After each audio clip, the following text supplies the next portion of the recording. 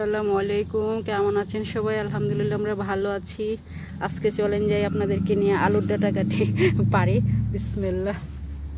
হ্যাঁ, দেখেন আমেরিকাতে বসেও আলুর ডুগাডাগি আমরা খেয়ে থাকি, করে থাকি। হ্যাঁ, মিষ্টি আলু, তাই না?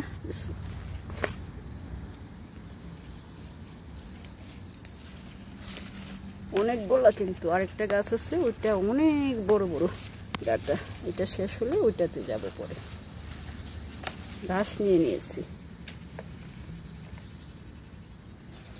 রুদ্র অনেক, হ্যাঁ, রুদ্রতে এত ভালো আসে না। এত মজা চিংড়ি মাছ দিয়ে রান্না করলে, সেই স্বাদ।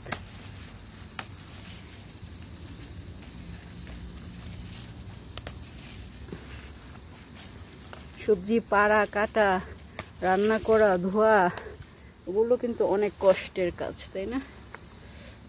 কিন্তু খাওয়ার সময় এত মজা, অমৃত। গাছের ফ্রেশ অর্গানিক শাক সবজি, অনেক মজা। এটা তো শাকের পর্যায়ে পড়ে, তাই না? কথা বলে বলে লাখো কোটি শুকরিয়া আল্লাহর কাছে, তাই না? এখন আসছি এটাতে। হ্যাঁ, এটাতে বড় বড় অনেকে। আমার হাতে মাটি লেগে গেছে। আলু ডাকছিলাম, আলু ইন্দুরে খেয়ে ফেলতেছে। ইন্দুরে যাই বলেন। হ্যাঁ, তো এটাতে অনেক বড় বড় পাতা। মশা কামড়িয়ে আমাকে ছিলিয়ে ফেলতেছে।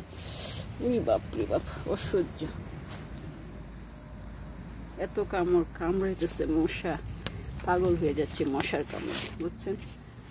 কি কষ্ট দেখেন। রান্না করলে এই কষ্টের এটা সবটা চলে যাবে। এই যে এতগুলা হলো মিষ্টি আলুর ডাগা আগা মিলে। হ্যাঁ, আগেও কেটেছি অনেক কয়েকটা। তো এই যা দেখছেন কত সুন্দর। আর রান্না করার পর কেটে বেছে ধুয়ে যখন চিংড়ি মাছ আলু দিয়ে ইনশাল্লাহ রান্না করব, সেই স্বাদ অমৃত। যত নিয়ামত আছে, রিচ ফুড, পোলাও, কোরমা, মাংস, হেন তেন, রোস্ট, সব কিছুর চাইতে মজা। হ্যাঁ, যেই কবারই রান্না করেছি, যেই কইবারই অনেক মজাদার ছিল। তো আর আমাকে মশা কামড়িয়ে ছিলিয়ে ফেলেছে, জানেন? এত কষ্ট হচ্ছে, তার মধ্যে অনেক গরম। তো তারপরে অনেকগুলা ডাটা হয়ে গেছে গাছে। সেই জন্য যদি পেরে ফেলি তাহলে আরও ডাটা মেলবে গাছ থেকে, সেই জন্য পারা। তো এই যা। তো ভালো থাকুন সবাই, সুস্থ থাকুন, আল্লাহ সবাইকে ভালো রাখুক, সেই কামনা জানিয়ে বিদায় নিলাম। আসসালামু আলাইকুম, আল্লাহ হাফেজ।